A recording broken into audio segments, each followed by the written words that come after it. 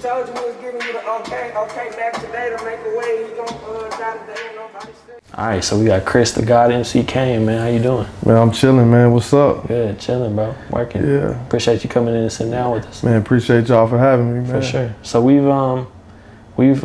done some work, like, you know, come out to an event or two, but this is the first time we've had you in, so I kind of want to just, I know the story's been told a couple times, but I kind of want to, you know, I have some different questions and stuff, so we're gonna take it back. Obviously you're from the Eastside, Oklahoma City, right? Yeah. Born and raised. Born and raised, MLK Ave. Yeah. So talk about just kind of music as far as like when that came into the picture and how you got involved in making music in the first place. Man, as far back as I can remember, I remember like my grandparents playing music a lot. And you know, I still joke with my grandma about how I used to break her records, like playing with them as a kid, like not breaking them like a DJ, like literally breaking them, you know what I'm saying? Throwing them like frisbees or whatever. But yeah, just ride with my pops and my uncle, you know, them bumping DJ Quick and stuff like that. You know, and I started memorizing DJ Quick raps. Then that kind of just made me start memorizing my own raps, and I still memorize them to this day. Yeah, I saw you talking about that on Rap With This, that you would, one of your homies was like beatboxing, you was making it seem like the DJ Quick verses was your shit. Yeah, for sure. Did that early on, like, kind of, you liked like that little taste of like how people responded to you when you were rapping? You feel like that influenced you? Man, exactly. Like, you know, trying to impress my friends on top of just, you know what I'm saying, being into it, you know what I'm saying? But thinking back, that young, 8 years old, it's like, damn, man, like, I don't know, it just naturally happened. Like, I didn't have a motive, you know, I didn't have no agenda, nothing, it was just natural, man. For sure. Like habitat, natural in the habitat, you know what I'm saying? That kind of seems like kind of almost the same thing now, like you don't really have a motive. Like a lot of people are kind of, you could tell, kind of like pushing towards one specific goal or the other, but it kind of seems like still you just kind of like love the art, and that's yeah, your main man, focus. I love the art, bro. I definitely love the art, you know what I'm saying? But I love money too. I ain't no fool. Oh, for sure. You know what I'm saying? I want $1 million, but I just don't let that, you know what I'm saying, dictate my moves, you know what I'm saying? I'm grateful for the money I do make and the support that I get, but I don't think about money first, you know what I'm saying? Like, you get money, that's regular, you know what I'm saying? Like, you do something real dope, man, the money gonna come, and that's not even just with art, just anything in life, you know what I'm saying? So this is America, like, you just gotta be smart enough to not let anybody take advantage of you. Facts. No, that's what I was gonna just say. worry about being good first, you know what I'm saying? You gotta focus on the process almost more, and then that side of it will just kind of fall into place. Exactly. So talk about kind of, we talk to a lot of people, and I always kind of get like perspectives on the city and stuff, and kind of the general like thought of the East Side is like, it's more of like the real like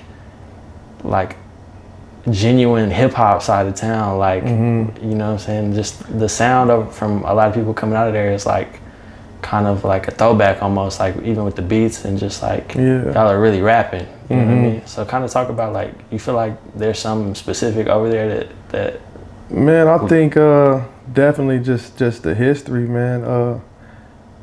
Rapping in school and stuff, or somebody's, like my cousin rap, you know what I'm saying, and my older cousin, whatever, and I'm pretty sure other people from the East Side can relate. But you know, people used to be ashamed to be from the East Side, you know what I'm saying, and other sides of town used to look down upon it, kind of still, you know what I'm saying, but everything is coming up now, being gentrified or whatever. But man, a lot of rapping was definitely going on when I was in school, you know what I'm saying?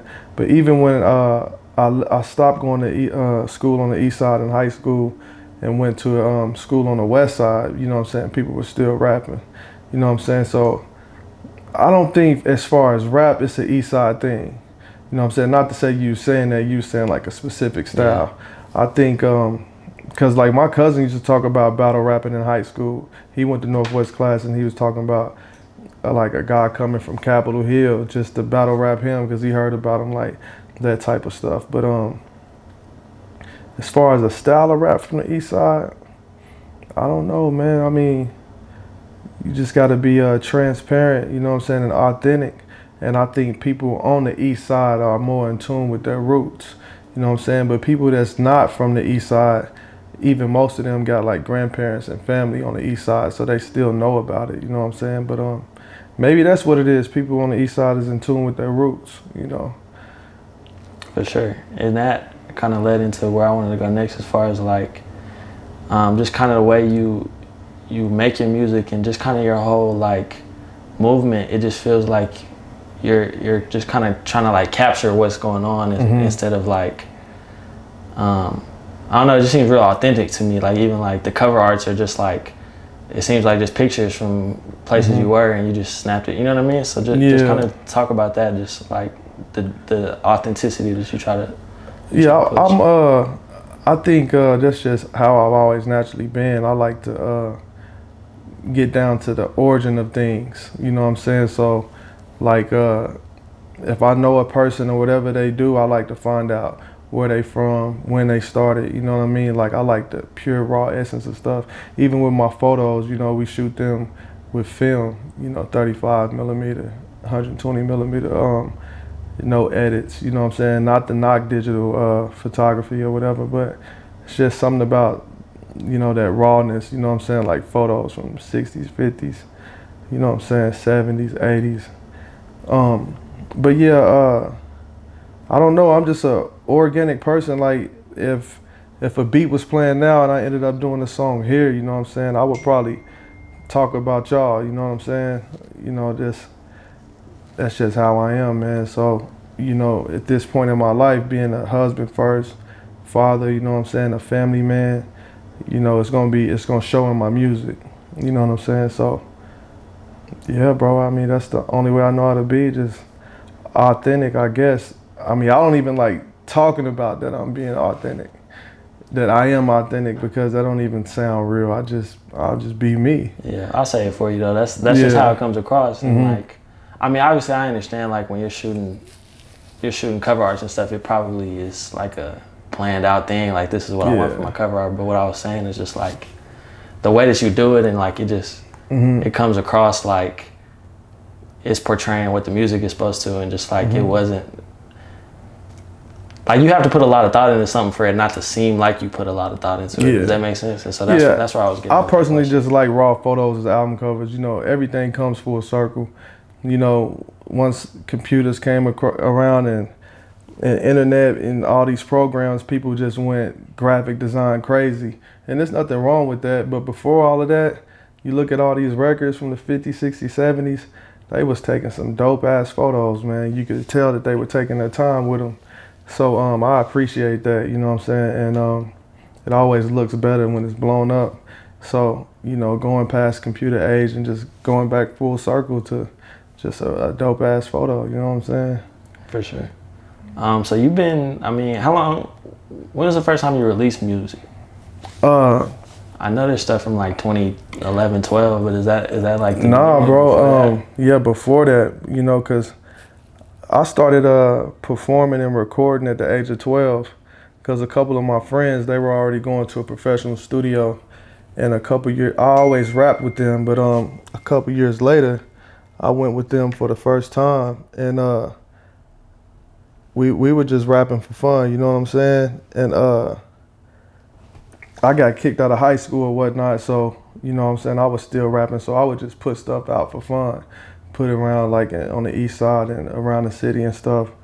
And I think that's how I really got to where I am now, man, because I put myself out there for criticism, you know what I'm saying, the good and the bad, you know, and I always, you know what I'm saying, just wanted to impress the people that was around me. So yeah, I was a teenager making music, actually before my teens, you know, but when I got kicked out of school, that's kind of when I really took it more serious.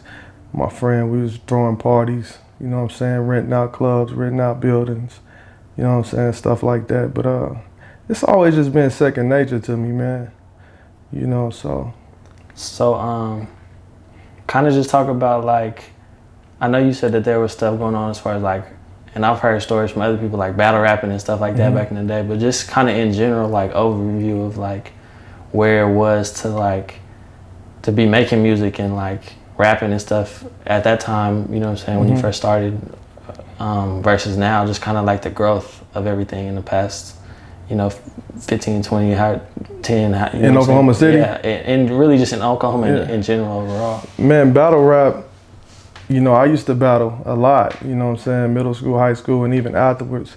And I still like battle rap, but it's kind of too organized now, you know what I mean? Like, but I ain't knocking it nothing, but you know, just kind of like it's just too set up, you know what I'm saying? And everybody talking about guns, you know, it's kind of like the same strategy, but not taking nothing from those guys because you got to be able to perform. You know what I'm saying? You can't fuck up. So, you know what I'm saying? Those are real MCs. But I think battle rap is very critical, you know what I'm saying, in my evolution, you know, and I think most rappers, especially 80s babies, because I even read Nipsey or heard Nipsey talking about one time how he used to battle in school. I think just that era, it was just like a thing, you know what I'm saying? Even if you wasn't like face to face, literally talking about somebody, you know what I'm saying, going back and forth, if you just heard them, you're going to want to spit your shit and do it better. You know what I'm saying? I think it's still competitive, but it's competitive in a different way now. Competitive like dry hating, you know what I'm saying? Not liking somebody's shit, or you know what I'm saying? Like they might not want to battle rap you, but they gonna not like your shit and try to be quiet about it or something. Like that's how they want to compete, to make sure you silent.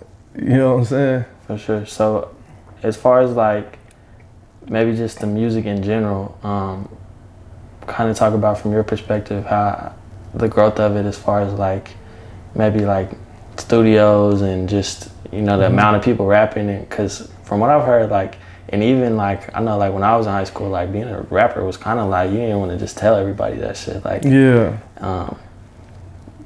it was kind of like not corny, but it was almost like looked down upon almost. You know, like, oh, he wants to be a rapper, like what is that? But it seems like in the last, you know, few years even, it's kind of like been what it has been other places almost.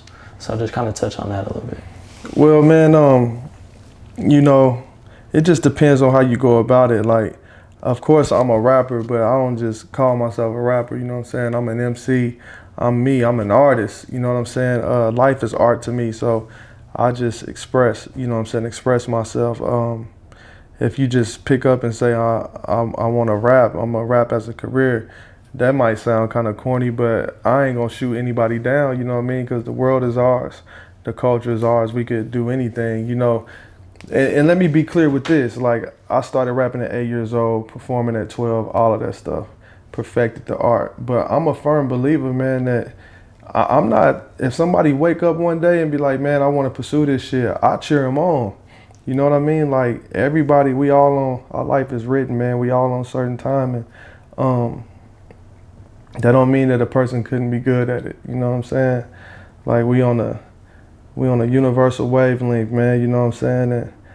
And if somebody got it in them and they feel like expressing themselves, you know what I'm saying, they can do it. Just as long as it's authentic, man. You know what I'm saying? I salute it. You know what I'm saying? Definitely, I'm not one of these guys like I've been rapping, so I'm like, oh, it's another rapper, it's another rapper. Nah, that's not me. I ain't tripping, bro, because I know I'm me. I'm one of one. It doesn't matter if it's a trillion rappers. I'm always gonna be me. You know what I'm saying? So yeah. So do you feel like the state of hip hop in Oklahoma, and I mean you specifically Oklahoma City, is in a better place than where it was like when you started? Definitely. But we still got so far to go. You know what I'm saying? You know, we just happy to be mentioned or somebody get 1 foot in, 1 foot toe in and get close. But I think we need to be, you know what I'm saying, like mentioned with the elite. You know what I'm saying? I know I got homies that's dope, you know what I'm saying? But especially myself, man, you know, I feel like I'm a nigga that's right there with, you know what I'm saying, Cole and Kendrick and them, for real, you know what I'm saying? And I'm just somebody that the world don't know about yet, you know what I'm saying? But I don't sleep on this hip hop culture shit, because just like outside of Oklahoma, like it's a few people that know me other places, but on a grand scale, nobody knows me outside of Oklahoma. So at the same time, that makes me humble, and that's what keeps me going, because nobody know that I exist and I'm this nice. Yeah. So that don't mean it ain't motherfuckers nice in these other cities, in the city. So that keeps me going. And yeah, that just definitely keep me going. And I know I got homies personally that never put out music, never called themselves a rapper, never pursued this shit. A few of them that I know that's nice. Freestyle, all that's really nice. So that's why I can never play with it. Like, if I'm really gonna be doing this shit, I gotta, you know what I'm saying? Yeah. Like, yeah, man. So what do you feel like maybe is lacking? I know you said there's a long way to go.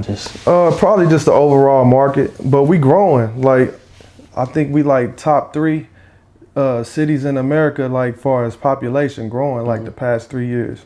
Like, it's growing, man. And it's the people is here. Now we just got to get the structure, like get it all together. You know what I'm saying? But and it's like, I'm the most humble person and the most cocky person. And it's like, I don't want to sound like a narcissist and always bring it back to myself, man. And I could be delusional or whatever, but I really feel like it's going to go as far as I take it.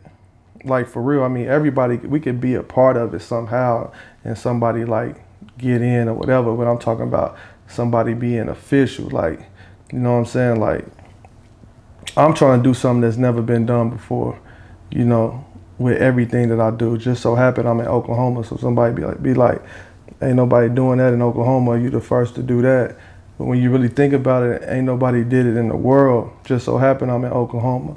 But I'm gonna manifest it. I'm gonna be the first cat that break in the game. Like, damn, this cat is in the game already in his 30s.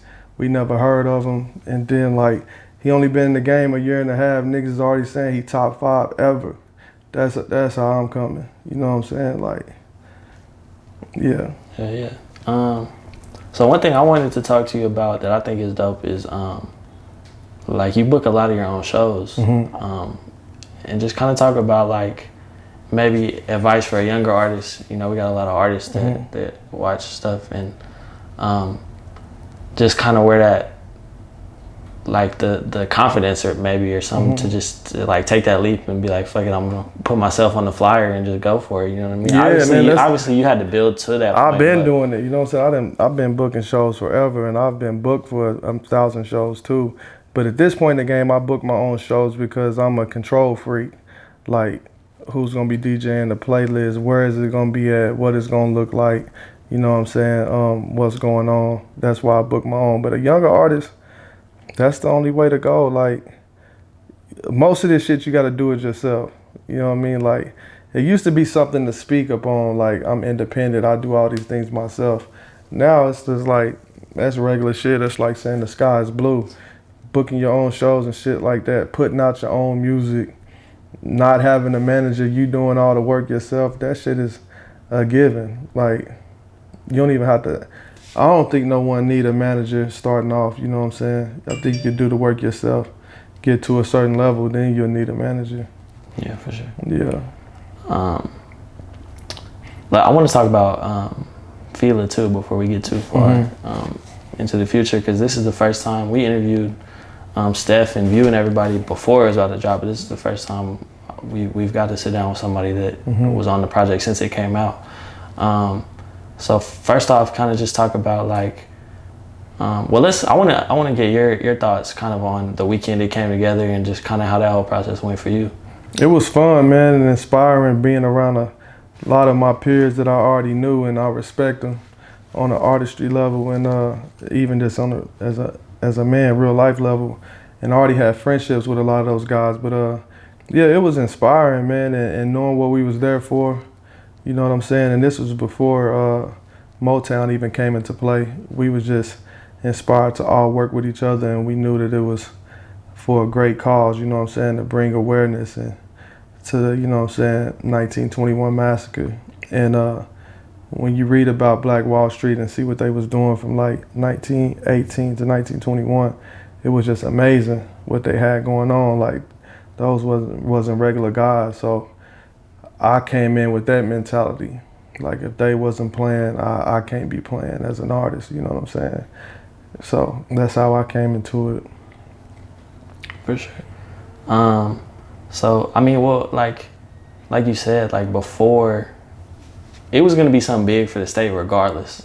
Like you could feel it almost before, like even the Motown stuff was announced or any of the, you know what I'm saying, the other like push behind it was going on. But like you could tell, like just the way they put it together and had everybody involved, it just felt like it was gonna be important. But talk about kind of getting that like next level like push, you know what I mean? Like there was like some mainstream media coverage, and obviously the album was released. It felt good, man. It felt like playing for the Lakers or something, you know what I mean? Because like for example, you know, I'm mostly active on Instagram. I ain't really been active on my Facebook like that, but I have been like the past year. But you know, I get a certain amount of likes on Facebook and Instagram, you know what I'm saying? But once I posted a piece of paper that, you know what I'm saying, we were signed to Motown and shit, it's like fucking quadruple, 5 times my normal likes, you know what I'm saying? All these fly ass pictures or whatever, I got this dope shit that I do. I show a piece of paper with Motown, fucking just likes went like that. All time likes right now, like 700 something likes on Facebook. And it's like, wow, okay, this is what y'all want. That shit don't really control me, but at the same time, if this is what the people that's rooting for me for, they want to see things like that, hey, I'm with it. But I'm not gonna let that control me chasing shit like that all the time. Like, oh, I got this popping. Oh, I got this popping. Like, I'm just gonna, yeah. But if they like that, I know they gonna like what's about to happen, bro. Like, for real. Sure. So how do you feel like the reception was about the project and like the whole thing? Yeah, people love the project. Yeah. People loved it, man. 21 songs. It got great reception, man. They wasn't just excited because it was on Motown and the history we were representing, but they was actually genuinely feeling the music, you know what I'm saying, and performing with the live band and shit too. That shit was dope as hell, and I was happy that I had the last verse on it, you know what I mean? Track 21, last verse, you know what I'm saying? That mean a lot to me, you know what I'm saying, with the subject being so sensitive, and you know what I'm saying? It's not nothing to play with, so I'm honored to be a part of it.